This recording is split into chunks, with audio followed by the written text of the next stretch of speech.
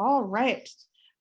Thanks so much, everybody, for joining us today for our first day of the Sailor e-Resource Symposium. If you didn't have a chance to catch our keynote address this morning with Dr. Nicole Turner-Lee, you will be getting the recording, and I would definitely encourage you all to watch it. It was really great.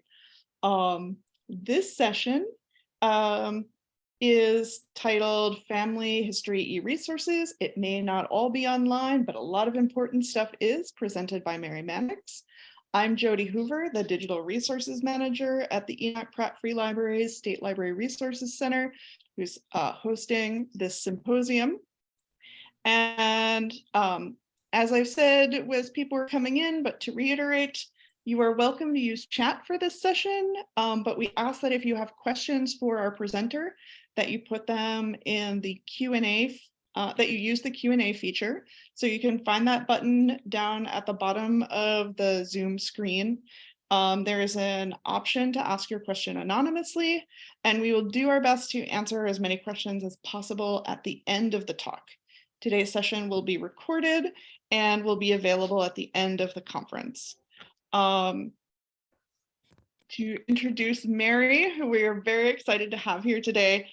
Mary is the Marylander Manager of the Burr Artz Public Library of the Frederick County Public Libraries, a position that she has held since 1998. In 2011, Mary was awarded the American Library Association's Genealogical Publishing Company Award for service to the profession. And in 2019, she received the Francine K. Taylor African American Research Scholarship for the Institute of Genealogy and Historical Research. She teaches genealogy librarianship at the University of Maryland, in the history department at Hood College, and a variety of genealogical and local history topics in the Institute for Learning in retirement at the Frederick Community College. And now I'm very excited to turn the presentation over to Mary. Great, thank you so much. Thank you, Jody. I'm delighted to be here. The topic is a little mirror of what I usually do. I usually spend a lot of time telling genealogists not everything is online.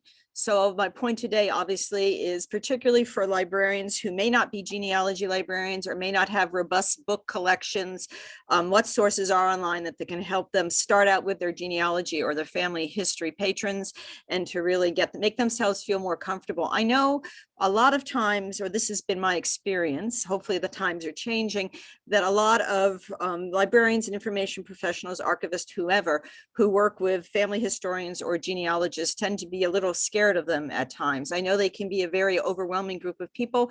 They like to share an awful lot, even more than in our most special reference interview. Sometimes we like to know, but they are without a doubt the most supportive patron base anyone could ever have.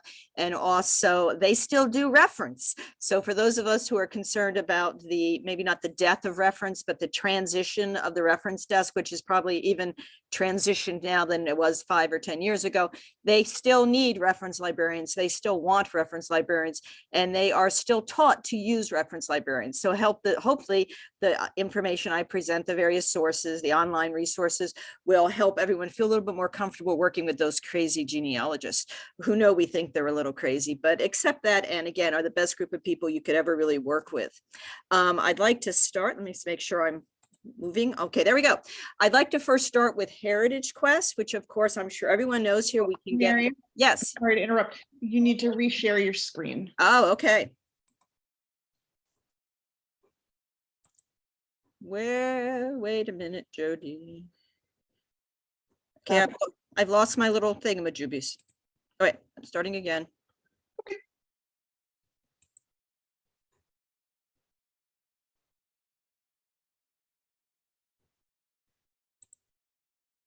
All right, it doesn't seem to want me to be in Zoom. Hold on.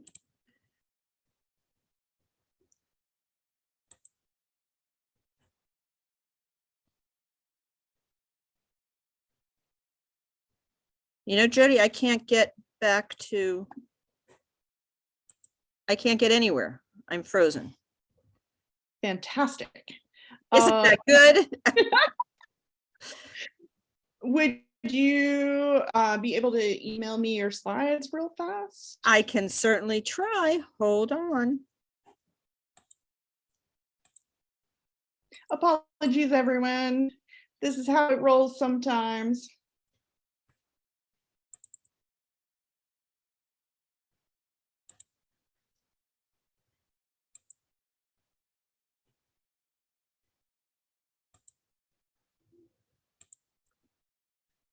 Okay, wait a minute.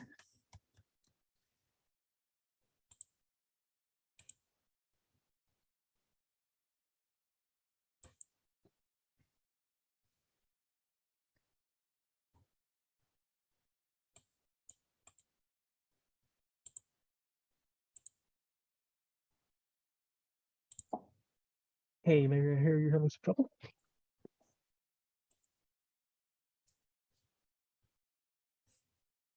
Yeah,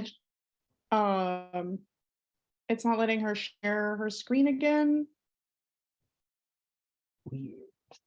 Um, Jody, hopefully you just got that.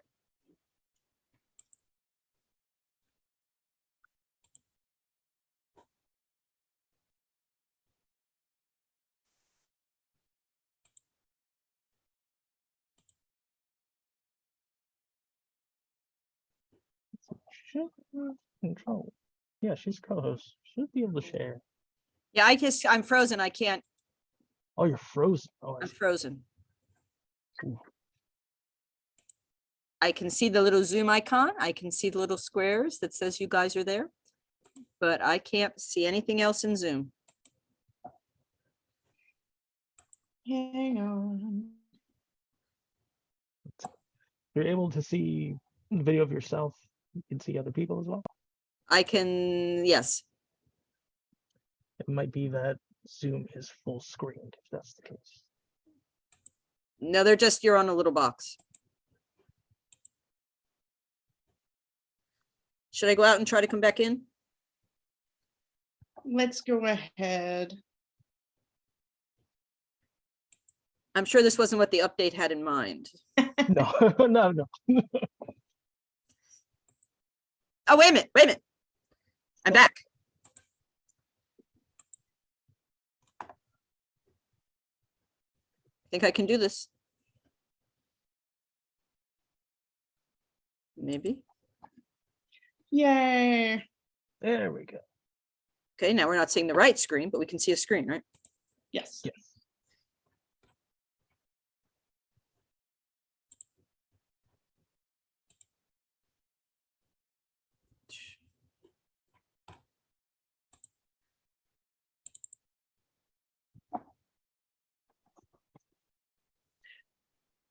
Has everyone lost interest and gone on to different things? No, everyone is commiserating.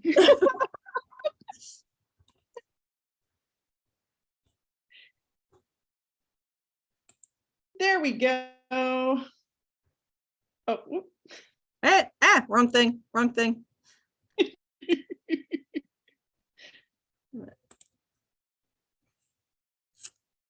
So slideshow. Yeah, I can't, it's all blocked up at the top. Wait a minute. I know it's there, but how do I get my thing out of the top?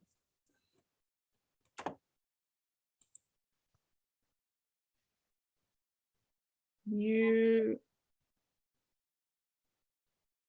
don't know, it must be hiding something. Yes, it is. Wait a minute. One menu over. There we go.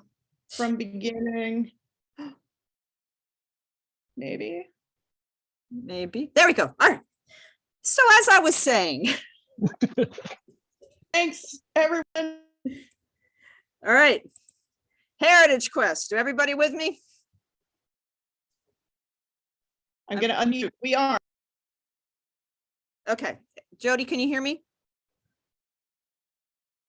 I sure can. Okay. Everything is going well. All right, fine. Okay, so I'd like to begin with Heritage Quest. Perhaps we were jinxed right here because I used to love Heritage Quest. For years, Heritage Quest was my favorite up till about, I don't know, maybe 10 or 15 years ago, where they broadened their relationship with Ancestry and really broke my heart. So maybe they knew that, which is why this has been going on. So while I don't use Heritage Quest as much as I should, that is very bad of me. And Heritage Quest is a very, very, very important tool particularly important because since we can get it through, since the counties get it through SLRC, we do have remote access, and it's an important product that I think a lot of people forget about. It's overshadowed, I believe, by Ancestry and Family Search, and that's a bad thing. But Heritage Quest, again, we can get it. Your patrons can get it from anywhere in the world with their library card, and it's an important thing to utilize. Heritage Quest consists, as most of these products do, of many, many, many, many different databases. Not as many databases as Ancestry, though there are Ancestry databases in Heritage Quest. And I tend to think of Heritage Quest these days almost like Ancestry Lite. It's almost like a sampling of Ancestry, something to kind of entice you to think about either using Ancestry.com or Ancestry Library Edition. From my perspective, the major reason to use Heritage Quest or Ancestry or Family Search, which we will be talking about shortly, is for the census search. And there we go. Before we get into the census search, I would like to mention both Heritage Quest, Family Search, and Ancestry, which really are the big three products that people can get, again, throughout the globe, depending upon their access to their libraries and their libraries' access to the products, is that a lot of them begin with this sort of screen here, which says begin searching. Not to get too involved in methodology, because I already have too many slides to begin with, and we've been having a lot of hiccups this morning, is that I would usually advise you as information professionals to keep your patrons from shying away from doing these beginning searches. Unless you really just want to entice them and give them an idea of like, look at all the fun stuff you can find once you get started. These are not a good way to really do genealogy. In a perfect world, when someone appears at your reference desk and starts going on about their family, in a perfect world, what you want to do is try to limit them, or not limit, because you never want to limit them, but to kind of have them laser in into what it is on that day that they hope to find. Who are the people that they're hoping to locate on that day? What are the life events relating to those people on that day? So I always try to get my patrons to ignore the begin searching situations, whether it's Family Search, Heritage Quest, or Ancestry. So try not to ever use this, or try to discourage your patrons from just sitting there and doing that, because particularly in Ancestry and Heritage Quest is really searching Ancestry products these days, even though it's calling itself Heritage Quest, which it is, but they have an incredibly close relationship with Ancestry that it will bring back so much that it can be very overwhelming. So it's a situation where really it's too much for people who don't know anything, and it wastes the time of people who know something. So again, it's good to just kind of show people off to get a feel for what they're doing, or if they are so advanced in their genealogy, they're willing to go through 300 hits looking for what they begin. So try to stay away from that and try to focus in on what your patrons, or get your patrons to focus in on what they're looking for on that particular day. Genealogy is made up of one step after another step after another step after another step, reading one clue after another clue after another clue after another clue. It is just a very broad, which is why people do it for their lives, and which is why people like me are able to have jobs that spend most of our time dealing with them. Okay, so sorry for that little lecture on that. But the US population schedule, if your researcher had people who were here when the census was open, and right now the most recent open census is 1950, then the US population schedule is really where they should begin after they've done the basic things that they in theory need to do at home about looking at their own family documents, writing down what they know, all that sort of basic methodology. But once they hit the ground running, the US population schedule is the best thing, as probably some of you know. And again, I don't want to get too deep in the methodology. We go backwards. We start with the most recent person and go backwards. We start with the most recent life event, which for many people is going to be their death. Most people on your tree are dead. Therefore, you start with their death and go backwards. But we here in the United States don't have, the census is the only thing we have which attempts to track everybody in the country at a federal level. We are not like some countries where birth, marriages, and deaths are always recorded at the top. So we have to go using the census to put people into place and time. It also puts people into family groups, which is what most genealogists are looking for, or are always looking for at some point in time, even if on that day they may be looking at something that's specific to that individual. So starting with the US population schedule, if they had people here at the time of the last open schedule, which is 1950. Now, when we say the population schedule, there are other types of schedules that it's not just the population schedule, which is what we are all used to doing. We just did one recently, done every 10 years. But it's the population schedule we want to work with. And I want to mention just again, real quick, because I always err on the side. I'm fearful of erring on the side of thinking people know too much. So I want to err on the side that you all probably know very little, that you haven't spent the last 25 years of your life daily working with genealogists. These are the big 4 dates of the US population schedule. 1790 being the first population schedule. The Constitution said go out and count, essentially. And up until 1840 census, everyone is not listed in the schedule. It's just the head of households. 1850 is the first schedule where everyone is named by name. People find using 1790 to 1840 to be very frustrating, but they still need to utilize it, even if it's a crapshoot about whether or not that one particular person is their person or not. Because again, you can't distinguish their household from anyone else in the household. Everyone is just little tick marks until 1850, where everyone in the schedule is named by name. 1890, that census for all intents and purposes was destroyed in a fire. There are little tidbits left. And then 1950 is the last open schedule. They're opened every 72 years. It's a long story why it's 72 years, but we just opened 1950. So in Heritage Quest, we have this long list of censuses, not just the population schedule. I just mentioned that 1890 was destroyed in a fire. I just want to show here that there is fragments in there. Once I accidentally found one of my volunteers, we were doing some research on her great whatever, and we were looking for his Civil War records, and we actually found him in the 1890 population schedule. It's the only time I found someone in there, and actually I didn't even know it was there when I found it. So there was a fire in 1890, destroyed the census for all intents and purposes, just little tidbits left, some from Philadelphia, some other major cities. It's something that people should look in just for fun, but assume you're not going to find it. That said, again, I said there's other type of schedules. In 1890, there was a veteran schedule, which was done actually to track Union veterans from the Civil War in order to figure out how the government was going to continue to pay for their pensions and their medical needs. So 1890 should be tracked, but it's the 1890 veteran schedule, and it's going to be picking up only people who served in the Civil War, Union people who served in the Civil War, and men's widows. Occasionally there may be a Confederate or two if they were in another state, but it's looking for Union. So of course can limit you if your patrons, people were always in Georgia and always were veterans. I mean, not veterans, were always Confederates, but just another type of schedule. And then, of course, there's the slave schedules for 1850 and 1860. All these other schedules should be used in tandem with the population schedule. Unfortunately, the 1850 and 1860 slave schedules sound very exciting because they say slave schedules. They're not tracking the enslaved people by their names. Occasionally, you will find the names of enslaved people, usually if they are considered to be very old. But this will be tracking the enslavers, which is what, when you're doing history, African-American history back to enslavement and further, where eventually, if people are able to, they need to start tracking the enslaver. That is not always an easy thing to do because they don't always know who the enslaver was.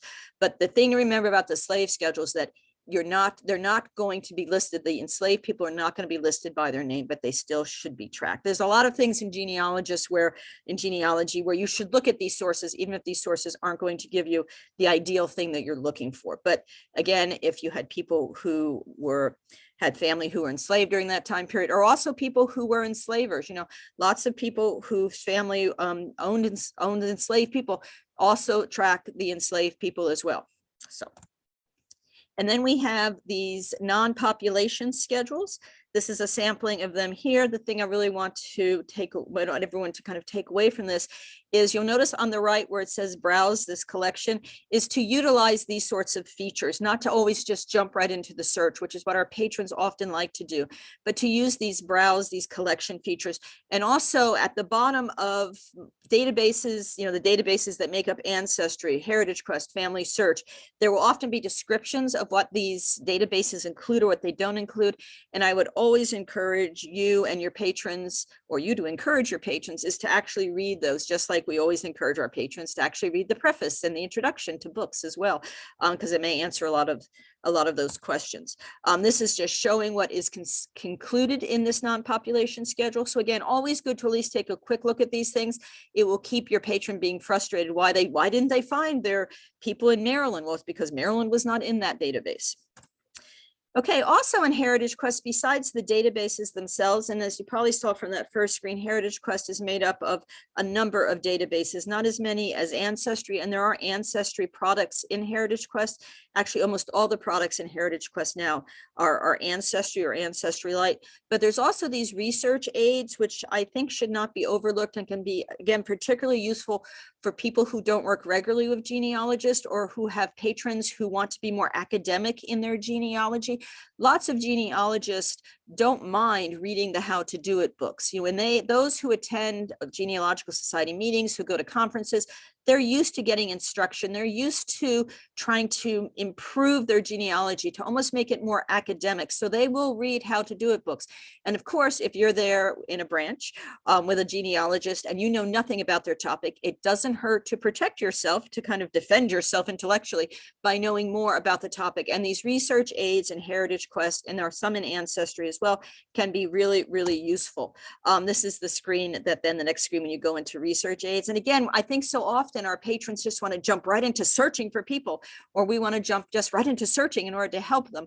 And we overlook these how to do it items, which again, if you don't have a large genealogy collection, particularly a large reference genealogy collection, these can be invaluable.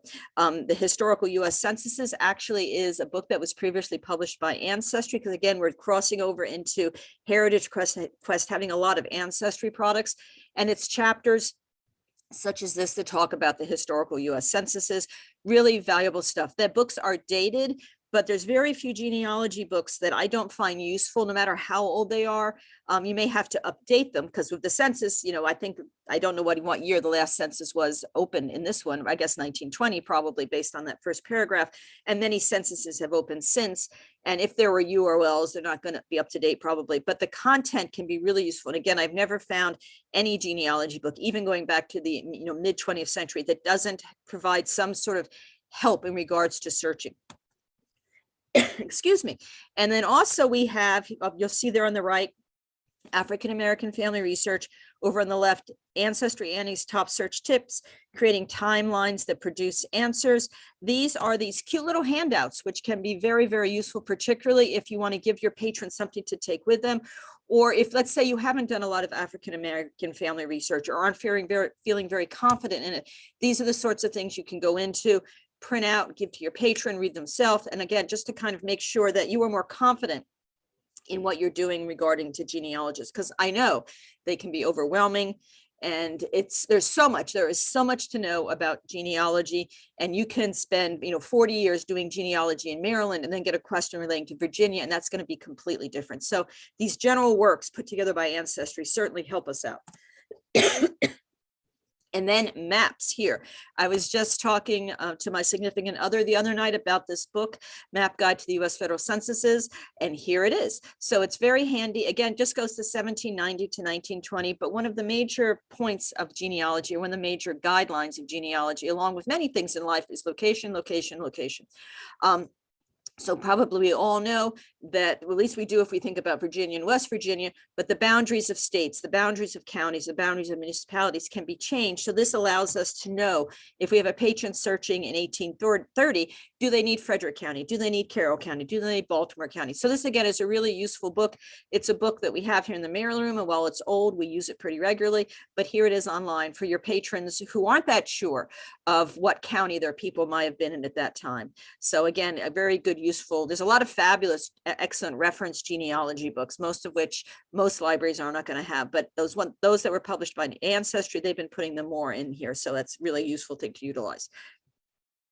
Then the other sorts of things that are in Heritage Quest, which can help us out when we have patrons who are here and are standing in front of you and are researching another community or another part of the world, is the city directories. City directories, if you're not familiar with them, are like phone books. Before we had phone books, we still have city directories. I know my reference desk still gets city directories. I'm assuming most cities probably do, the Polk directories, which allow us to track by address, and they can be incredibly useful when you're looking at urban areas, less useful for rural areas, but particularly useful for places like downtown Frederick or downtown Baltimore. And there are going to be some here in Heritage Quest. Again, you can see you can limit by state, year. It's not necessarily the full run, but it is a starting point and allows people to put people into time and place. Okay, then the other really excellent part of Heritage Quest are the online books. These are really important. And while I said I don't use Heritage Quest as much anymore as I should, which is again my very much my bad thing, I need to work on that, is that there are a lot of really good full text books, and these can help you out, particularly if you're dealing with a patron who's looking for interlibrary loan.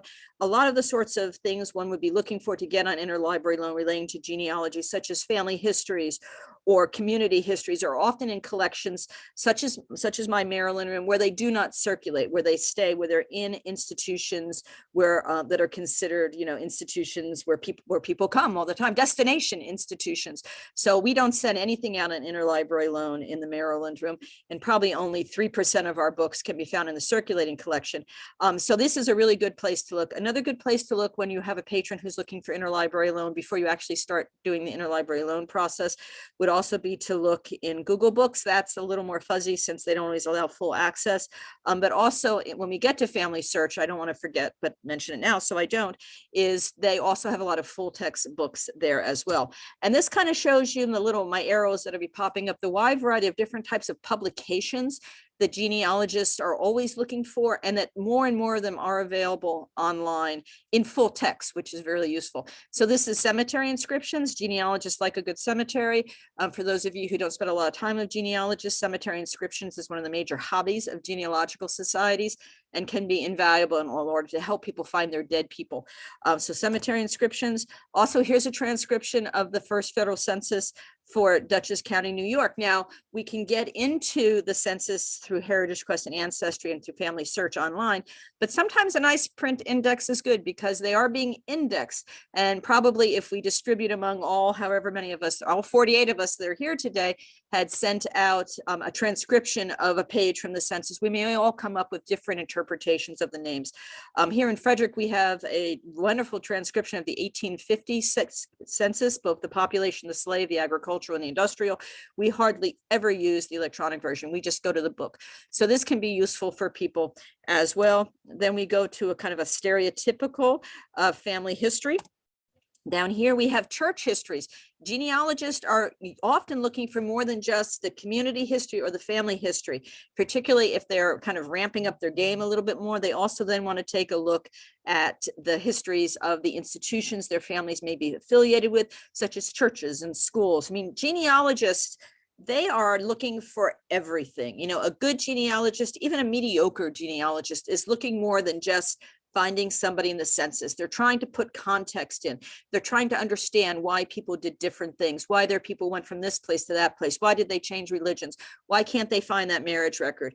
They're looking for everything about their individuals. And those who have any sort of genealogy education, even just going to a local genealogical society, one of the rules is often, or the guidelines is, don't believe anything till you find it in 3 different sources in the same way. And the odds are good, you're never going to find it in 3 different sources the same way.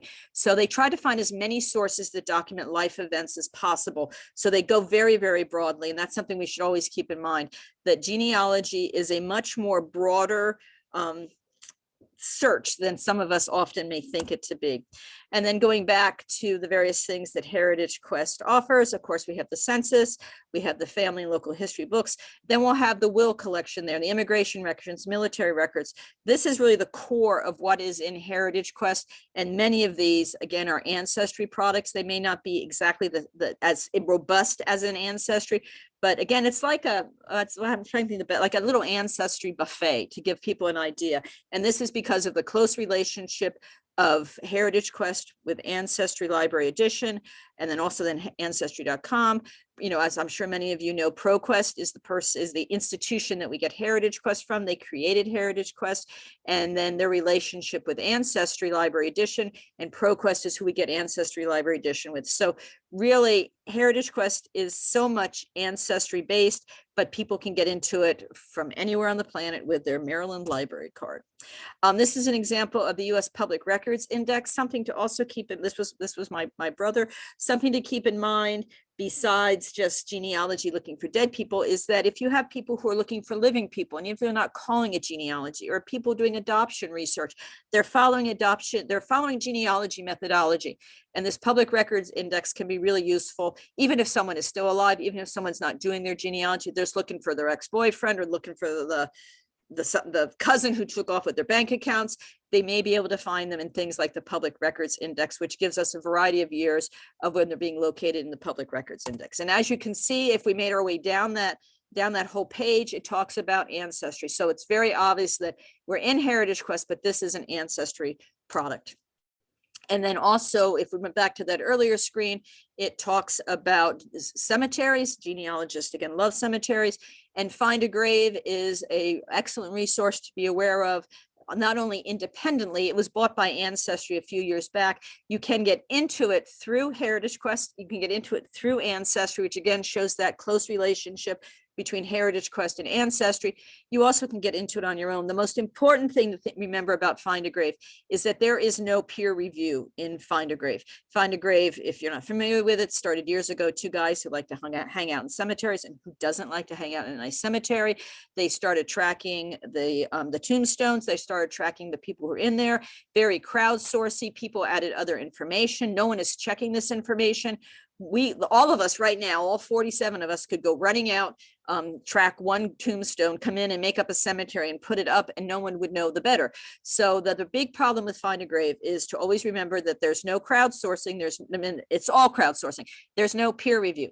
There's no one going in to confirm that the information in there is correct. Also, there's no one going in to make sure the entire cemetery that you're looking for can be in Find a Grave. So it's an excellent starting point to looking for dead people. It gives you some idea of perhaps who's in a cemetery. Sometimes there's added content because, again, there's crowdsourcing. Whether or not that added content is correct is another thing. But with so much in genealogy, it's buyer beware. Genealogists are taught that they need to check their sources. Truthfully, genealogists are much better than many, even history grad students in regards to checking their sources and understanding primary sources. But we just need to remember, so that we can tell them if they don't know, and so that we ourselves know when we go in to Find a Grave, it doesn't mean that everyone in that cemetery is in there, or that everything that has been added is correct. I have had patrons find their great whoever in the cemetery, but then someone has put in the wrong obituary or added the wrong census. So just to keep that in mind. But again, it's always buyer beware. Information professionals, we know about evaluating sources. We just need to make sure that our patrons understand that as well, and that we understand the different sources we're looking at, what their inherent problems are when their sources such as Find a Grave that we look at regularly. Okay, then let's get to Ancestry Library Edition. I'd like to say, and want to make it very clear, because this is something that I really get stickly about, is that Ancestry Library Edition, which many of our county public libraries get. I don't believe every county gets it, but many of us do. It does not allow remote access. It is not the same as Ancestry.com. It is maybe 95% the same, but it's not the same. And if you have any takeaways from this, please do not ever call Ancestry Library Edition Ancestry.com again. They are not the same. Ancestry is, of course, a commercial entity. It is not the Mormon Church, as many people you'll hear people say. Yes, probably almost everyone who works there is LDS. It was based out of Utah. It still is largely, though now I believe it's owned outside of the country, or has been at some point in time. There's a lot of, it's again 95% the same. There are things in Ancestry.com. There are products that Ancestry.com gets from other vendors, such as Gale, and that they therefore cannot then sell through Ancestry Library Edition to ProQuest. So it's not identical. Again, 95% the same, perhaps 90% the same, but it's not identical. It's still an incredibly useful product. It does not allow remote access because Ancestry is a commercial entity. So they want to be able to sell Ancestry.com to people in order to keep the whole thing going. A lot of times patrons have a hard time understanding that it is a commercial entity. They may be used to things like Heritage Quest, which they can get through the library, or Family Search, which does come from the LDS Church, but does not require any fees. And that sometimes people get persnickety about having to pay. But if your system does get Ancestry Library Edition, or your nearby system gets Library Edition, you can certainly send your patrons that way. And I have found that genealogists will go anywhere to get to the information they want. If your patron actually is looking for ancestry.com, not library edition, but .com is looking for those things you can only get in .com, they can get those at LDS Family History Centers and also at any NARA facility. The National Archives and the LDS Family History Centers get .com. They do not get library edition.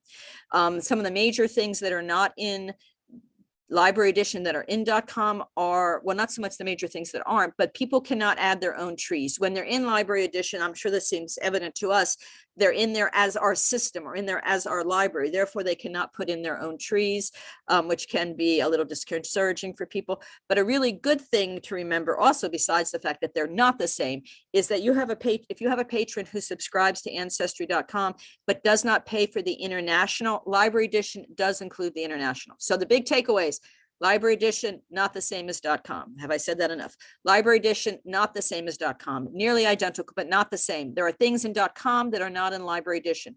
And library edition is always international. So for your patrons who do get .com, they can play with .com at home. They can come into the library when they need to look at records from England or Scotland or wherever.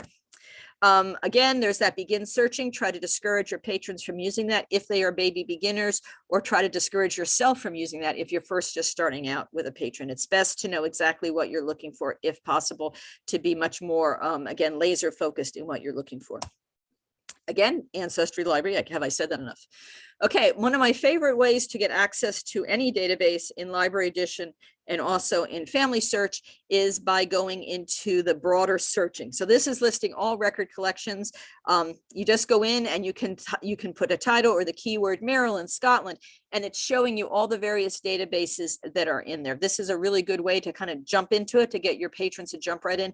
So what are you looking for today about Minnesota? You put title, keyword, see what you're going to get, and then go from there. Okay, I don't want to forget Fold3, which is also an Ancestry product, which is not one of my favorite databases, as much as I respect it for what it is. It really is one of the major databases, one of the major tools we should use when we're looking for United States military records. And as you can see, there's also records for, New Zealand, Canada, Australia, other parts of the kingdom.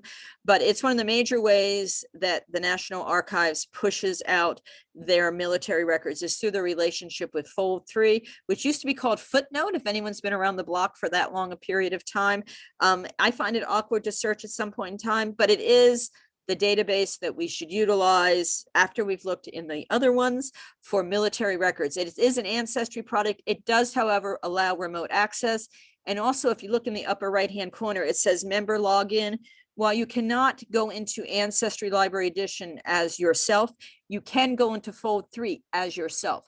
So your patrons can set up an account. Fold3 from its beginning, when it was Footnote, again, is very crowdsourcing focused. It wants you to put up those photographs of Uncle Bob in Vietnam. It wants you to put up those records about Great Uncle George, who was in World War I. They really want to add more and more content to it. Therefore, you can, once you're in from the library, you can then go in and, if you don't already have an account, set up an account. So you're in both as your library system and then kind of as a subset as yourself as well. Also, your patrons who have been paying for Fold3 for years at home can stop paying for it. They can simply use the libraries because it does allow remote access. And again, Ancestry Library Edition, no remote access.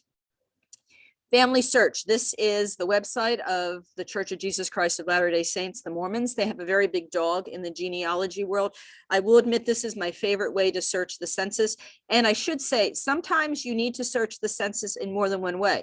Sometimes you may search in Family Search and not get it, and therefore you have to go in and search in Ancestry. And if I haven't made this clear, the census search in Heritage Quest and Ancestry is exactly the same. So if you searched in one, you don't need to search in the other, but you may need to search in Family Search because it's all about the indexing. It's all about the transcribing who's reading what, so that sometimes you have to go back and forth. And sometimes the scan just isn't as good and you can't read it as clearly, or you're having trouble printing it out of one or out of the other. So sometimes you need to go back and forth between the census. Your patron will need to go back and forth between the census and Family Search or Heritage Quest / Ancestry Library Edition, or even into a print source. And you will find other transcriptions of the census out there in the world that genealogists have done for themselves. When I go into Family Search, this shows you the various options under search. records, images, family trees, genealogies, catalog, books. So records is what you normally want to go into. Those will search the digitized records or the digitized indexes. Images are images. Family trees are family trees. Genealogies are genealogies. Catalog is the catalog for the big library in Utah. And then books are full text books. So that is a useful thing to know, again, in regards to interlibrary loan. Family search and the LDS church, well, not the LDS church, family search, which again is a subset of the LDS church, but also the Brigham Young universities in Salt Lake City, in Hawaii, and in Provo, I believe, have been digitizing any family history books they have. And then they've been putting them digitally in the catalog, and they have been putting the originals in a nice vault somewhere to make room on their shelves and to make sure they're safe. So you will find more and more full text family histories under genealogies here. That's continuously growing. They're also scanning books in different libraries throughout the country as well. So good to know. Occasionally you may run into one where you can't see the full thing, full text. That means and it'll describe to you, your patrons need to go to an LDS Family History Center to see it. That is based on copyright. So again, let me go back and talk about the major things here. Records, those are the digitized, the scans of records, of indexes, okay? Then family trees, or trees, which are worth taking a look at. Books are going to be full text books. They should be taken a look at, and because they're adding to them, they should be added. You should look at them regularly. I often talk, well, at least your patrons should be. I often talk about to my genealogists how they need to have a little, in their genealogy cave, wherever they do their genealogy work, they should have a little planner chart. Like once a month, I look here. Once a year, I look here, because they are always adding books. And then the research wiki, if we go back to the finding aids coming out of Heritage Quest, the research wiki is a fabulous thing. It's really an encyclopedia of genealogy information.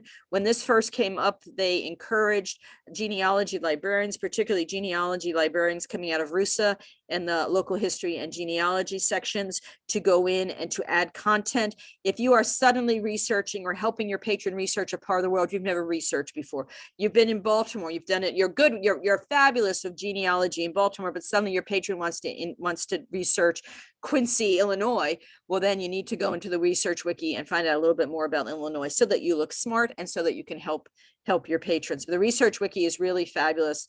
Again, a good way for intellectual self-defense when you have a patron looking at something new, or you're looking at something you've never looked at before, or for your patrons to take a look at when they're starting a new line of research. Okay, I went into the collection under records and just said Maryland. It's showing me what's there. I did under title. If I did keyword, of course, I get broader. It's showing me the various things that are in there. The thing to keep in mind, particularly in family search, that some of them are going to be full text and are indexed.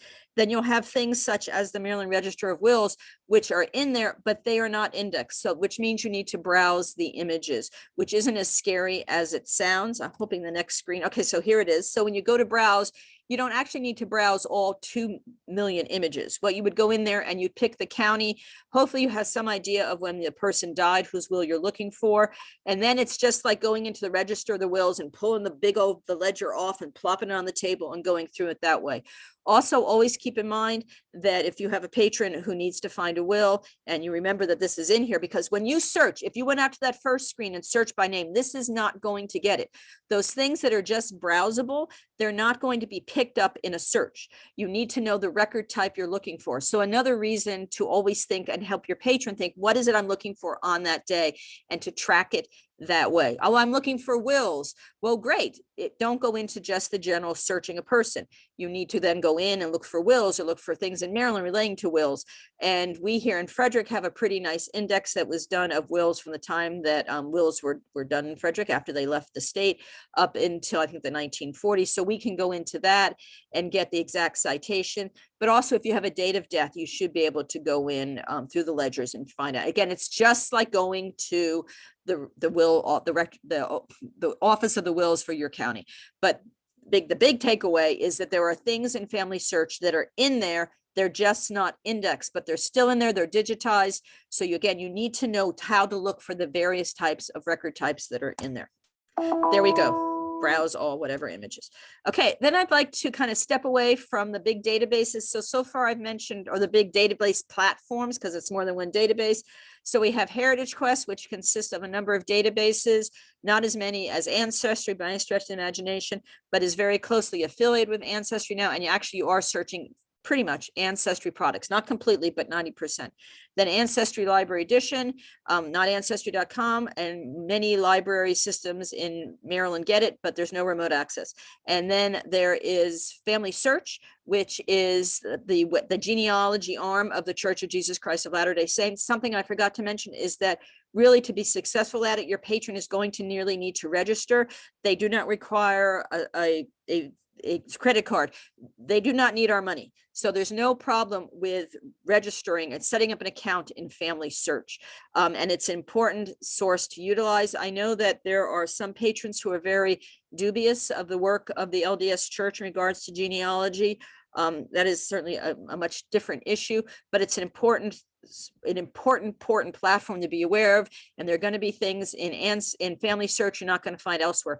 Also, I should say that Ancestry, Fold 3, an Ancestry product, and Heritage Quest, as well as Family Search, are all very interrelated. They're not all Family Search is not Ancestry. Ancestry is not Family Search. They are different entities. Ancestry is a commercial product. Family Search is part of the church. But that they will reference each other. So your patron should be aware of all of them. Okay, so done that little lecture there. So Cindy's List. Cindy's List is a meta site. It's a fabulous site. I find that people are often less patient with us than it used to be, than they were when it first came up, but it's an excellent. And what Cindy has done is she has gone out into the world, sent her little spider crawlers out there and pulled back anything she can that it all smells like genealogy. And then you treat it like you're searching a card catalog. So you can go under the categories, you'll see Antarctica, Australia, Norway, naturalization, citizenship.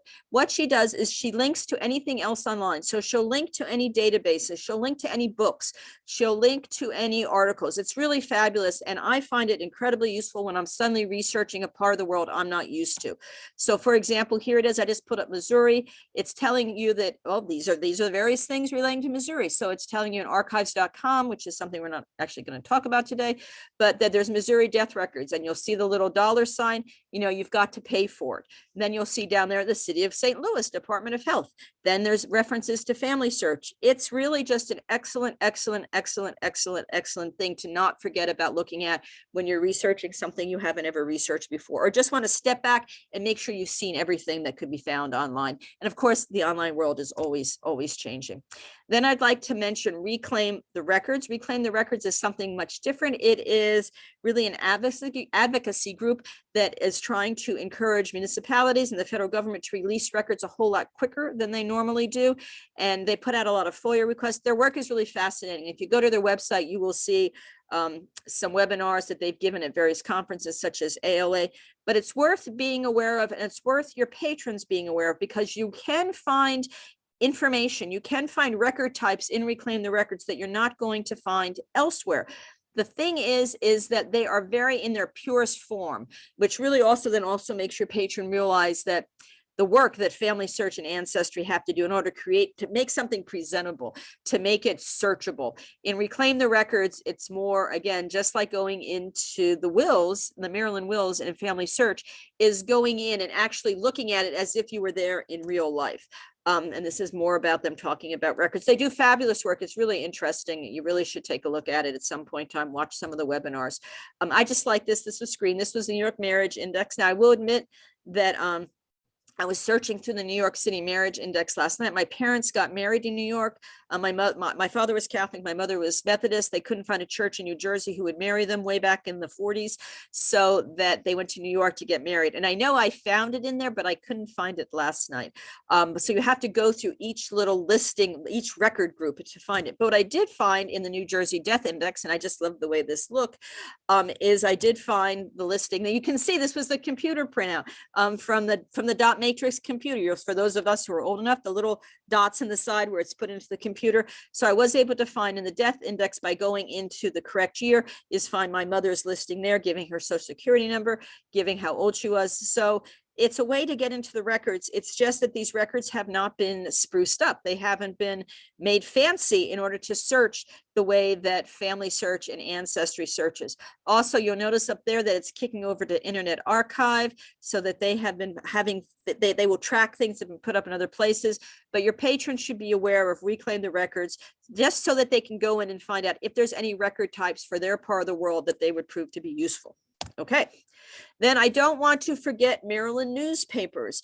Newspapers are really, really, really important to genealogists. And I'm sure that, as you all do, I encourage my patrons to get, if they live in the state of Maryland, to get a library card in pretty much any county, every county, not any county, every county. And particularly if they live in one county and their people are historically from another county, because you never know what resources might be available there.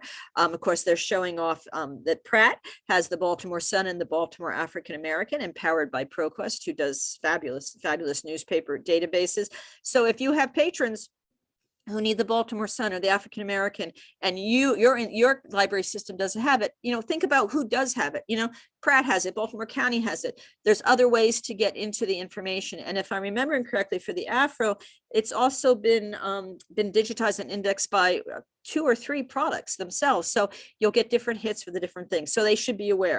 If you have patrons who care about the Frederick News Post, we do subscribe to Newspaper Archive, and also we subscribe to the full Newspaper Archive. So that is, if you're not familiar with Newspaper Archive, trust me, it's not ProQuest. Its best thing is that it has digitized these newspapers, but it digitizes what I call kind of second tier newspapers, but it is national, international in scope. It has its problems, but at least gets you started. And thing to always keep in mind with your patrons when they're looking at products such as Newspaper Archives and newspaper.com, not so much the ProQuest products. My experience has been is that sometimes when you don't find them, it doesn't mean they're not in the newspaper. It's just that we know for the Frederick paper, the scans were not done very well. There's pages missing, there's dates missing, but this allows them to get started. And so they should be aware, because newspapers, again, are really important to genealogy. For obituaries, for social columns, where we'll talk about all sorts of things about great aunt Joan is visiting this week. She's coming to the family reunion. You'll get, besides obituaries, you also get death notices, funeral notices, marriage announcements, birth announcements. Newspapers are debatable whether or not they're actually primary sources, that we can probably all go on at great lengths about that, but they are really pivotal to genealogy, particularly for the late 19th century forward, where there's more information in the newspaper, less information now. But there was a time, even the smallest communities would have these social columns in places like Frederick County, Carroll County, Howard County, that you never know what you're going to find. You may find only that, oh, great Aunt Joan is visiting. Well, she visited on that date. Well, that may help you figure out when she was alive. You may have thought she was already dead or able to track her. It's all these clues. Genealogist is all about finding these little teeny clues, and newspapers can have some very, very big clues. Then, of course, there is Chronicling America, which comes out of the Library of Congress. You should take a look at this. Probably in a perfect world, you should be aware of the newspapers that are relevant to your genealogist in your area, at least as a starting point. Where are they accessible? In Chronicling America, there's some early Thurmont newspapers in there. Thurmont is not quite to Pennsylvania and Frederick County, but almost. Often Chronicling America, though not always precisely, will follow copyright, so that sometimes they will not go very modern. Also, you'll find information there on where to find other digitized newspapers. University of Maryland is kind of our not just kind of, but is our digitization hub relating to the Maryland Newspaper Project. You should take a look at their website as well. But Chronicling America for your patrons, just for them to see what is accessible there through the Library of Congress. Okay, to kind of quickly go over some of the things that I've talked about. So today I've mentioned Heritage Quest, which again, available through SLRC. Your patrons of a Maryland Library card can get it anywhere in the world. Ancestry Library Edition, not the same as .com. Can I say that enough? And is in-house. It does not allow remote access. Fold 3, owned by Ancestry now. It used to be called Footnote. So you may have patrons who know it as Footnote, though that's been many years now. Military records, American military records, and it does allow remote access, and it does allow you to set up an account and to log in as you yourself after you go in as library. Family Search, which is the genealogy arm of the Church of Jesus Christ of Latter-day Saints, the Mormons, lots of databases. And something I didn't mention, Family Search of the ones I've mentioned so far is the most heavy in regards to international records. The church for years, really since the beginning of the family history concerns of the church, have gone throughout the world microfilming and now digitizing records. So if you have patrons who are not looking at America, and I know I've been fixated on American records, but if you're looking for them who are looking for even modern records from other parts of the world, Family Search is a good place to take a look. Find a Grave, cemeteries, crowdsourced, can't always trust the information, and it is not peer reviewed. So again, Find a Grave is really a good example of a fabulous source that you just need to be aware of its inherent problems. Cindy's List, which is a meta site, which allows you to find different sites online, different databases, different books that can help you to better understand an aspect of genealogy that may be new to you or new to your patrons. And then Reclaim the Records, which is an advocacy group which has been going out into the world doing the good work for us all in regards to encouraging governments, and I say encourage, they're doing more than encourage governments, to giving Freedom of Information Acts to take information, to take data, and to make it more readily accessible, and to make it accessible quicker, and also to make it accessible, truthfully, cheaper. Now, of course, I'm not saying that Ancestry Library Edition or Ancestry itself and Family Search isn't, they are providing monetary value into these records that they're getting. They are, making them pretty. They are sometimes transcribing them. They're sometimes indexing them, but not everyone has access to places such as our own libraries where they can get into something like Heritage Quest or a computer to get into Family Search all the time. Of course, Reclaim the Records, these are things that are going to be online, so that doesn't make a whole lot of sense. But that they don't always have the money to do Ancestry.com or may not be familiar with Ancestry Library Edition. So the idea of Reclaim the Records also is that to get rid of that paywall that these governments are using in regards to providing access to these materials through something like Family Search or through Ancestry. I do not have a dog in this fight. I don't actually have an opinion, but what I do know is that Reclaim the Records is an important source, an important site to take a look at, and that your patrons should be familiar with, just to see if something they're looking for is there, because it might be easier just to sit down on the computer and go page by page by page through the New York or through the Brooklyn, through the Bronx marriage records than it is to actually travel up there, and certainly perhaps cheaper. And then newspapers, however your patrons can get to them, to always keep in mind, and for them to think about looking at other library systems who may have newspapers that they're interested in. I'd also kind of finish up with marylandlandrec.net. We are very, very fortunate in Maryland that our land records are all put up online. LandRec is administered largely through the Maryland State Archives. You do need to set up an account. I'm not saying I use it much. I have a volunteer who loves using it and who has promised to never leave me, but this is really important. Excuse me, if you're looking for deed research. So this not only helps the genealogists, but their cousins, the house researcher and the preservationist. So you should at least be familiar with it if you have people looking for information about a house down the street. The first step in doing house research is to do title research, is to take a look at the deeds, even though the deeds are usually not tracking the built structure. But we're very fortunate in Maryland that all these records are up online, so you should be familiar with it, and that your patrons, just need to set up an account and get into it. And then my final thing is I'd like to mention Genealib. Genealib is a listserv for information professionals who work with genealogists. It is really a fabulous resource. It's a very friendly group of people. If you have any genealogy questions, no question too simple to be posted to Genealib. Excuse me. It's also a good way to be aware of conferences, to be aware of new advocacy things that go on when the Social Security Death Index, which I forgot to mention, the Social Security Death Index is really important for your patrons, and you can get it through Heritage Quest and through Ancestry. Social Security Death Index, is where the funeral homes report deaths. It was frozen a few years back so that the information does not come out as quickly. But as I said, while we have really nothing but the census, which the federal government attempts to track everyone. We do have the Social Security Death Index, which tracks a lot of people. Not everyone is reported to the Death Index. In theory, if you have not received Social Security, you will not be in there. And keep in mind, and I know it's hard sometimes for us to think, there are states like such as Texas and Maine, the teachers in California, I believe all state employees in Alaska do not pay into Social Security. Therefore, they're not in the Death Index. But it does allow us to track dead people to a great extent, starting, of course, with Social Security being established. It's stronger in the 1960s forward, but there is a blockade now where the information doesn't come out as quickly as it once did. But when that was going on, when Congress was making that change, there was a lot of information on Genealib about, who to write to, what was going on, why was Congress doing this. So Genealib, I cannot say enough about it, really has been my genealogy librarian home for the last 20 years. Great group of people. And if you spend any time at all of genealogists, it's worth joining up. It's pretty low key. It doesn't have a lot of postings. That kind of varies at different times, but it's worth doing.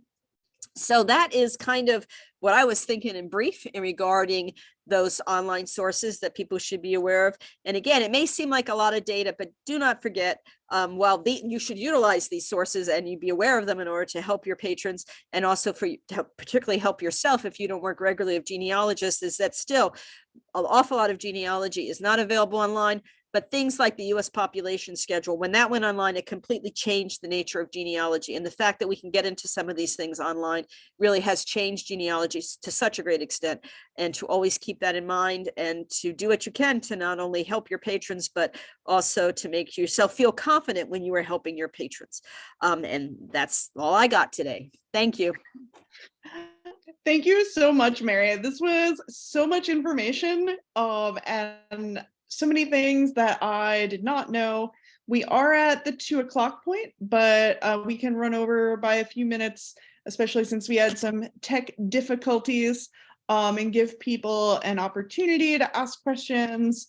It was a lot. To the question that's in the Q&A, Mary, would you be willing to make the slides available after, in addition to the recording? I'd be delighted. Thank you for asking. I'll forward them I'll make sure they're all spruced up and forward them on to Jody. Fantastic. I did have a question. Sure. Because this was very early in the conversation, that you talked about how genealogists are a big group of reference users, right? So they are coming into the library and they are asking us detailed questions. What is the best way that even like non-genealogy librarians can support and advocate for that group of people? I would say it would be, first of all, to kind of going from an emotional point, is to realize that they're not scary. When I first started here in Frederick, my branch manager said, "Thank God you're here. We'll never have to talk to another genealogist ever again." Oh. Now, she was a fun kind of gal, and her favorite thing about genealogy was like, you never know what happened in the barn. So how do you really know these people are your relatives? But she was a farm. But it's really to understand, to be honest with them, to when they start rattling on, let them rattle on. And then at the very end of it, get back to what is it you're looking for today. It's to really understand how to do a really good reference interview, and to do a reference interview, to not just take what they're saying, just like you wouldn't say, "I'm looking for the new John Grisham," and not confirm which new John Grisham they're looking for. So to really try to walk through with your patron what it is they're looking for on that particular day. I would also say to at least be a little bit familiar with the online sources, something that I have always been really bad about doing, but that I would have to have done if I worked in some of the really big genealogy centers, is really maybe just for fun 1 week to do a little bit of your own genealogy, or the genealogy of someone you know. Maybe if your family wasn't here until 1960, maybe you have a coworker or a friend or a partner whose family was here in 1950, and start going in and playing with these tools just so you're not scared of them, so that you can be familiar with them. And then I would say particularly not only to be familiar with the basic tools, but also to make sure that you have in your collection the real basic circulating how to do it books, just to have those things for them. And also to not be afraid to tell them, I don't have a clue, but what can I do to find it out? and to utilize things like Cindy's List or utilize people like myself or Caprice, to really look at those people who do it day in and day out, who learn it just by the fact that we can't get away from them, and to really so I would say to emotionally, shut down those barriers. They're not scary. They're fabulous. They will pay for their photocopies in the way, and this is a generalization, the way academic historians often don't want to. A genealogist will give you $2 for a 5-cent photocopy. They will bring you presents. They are so thankful for anything that you can do for them. When I worked at Hopkins, I used to say, I was at the public health library, that a med student would walk down to the public health library. You'd have to tell them they needed to go to another library, and they get all upset about it. A genealogist, you tell them, you've got to go to Anchorage for that information. They'll go over the weekend, they'll bring you a present. I mean, they're fabulous people, and they want to be of help to you. So I would say, don't be afraid, start playing around with the tools, do a little bit of self-education, if at all possible, to make sure you have circulating things in your collection for them to utilize, to learn other places to direct them. They're not afraid of referrals. They are good with referrals. They are good with saying, you've got to go to Hagerstown. They are fine with that. But to really open up the conversation, and then maybe even if you do programming, maybe once a month, invite the local genealogy society in, or the DAR, and really do some programming with them. They are more than happy to bring you in lecturers and speakers. And then don't forget people such as myself and Caprice, and what we can do to help you out. Oh, thank you. That's really good to know. I mean, in particular for places that might not have a good support, or like people specifically to refer others to. Do we have any other questions? I'm seeing a lot of thank yous, excitement about the slides being made available, so that we can go and explore on our own. But in the interest of time, if you have any questions later, I know that Mary is going to be, I'm volunteering you to answer them.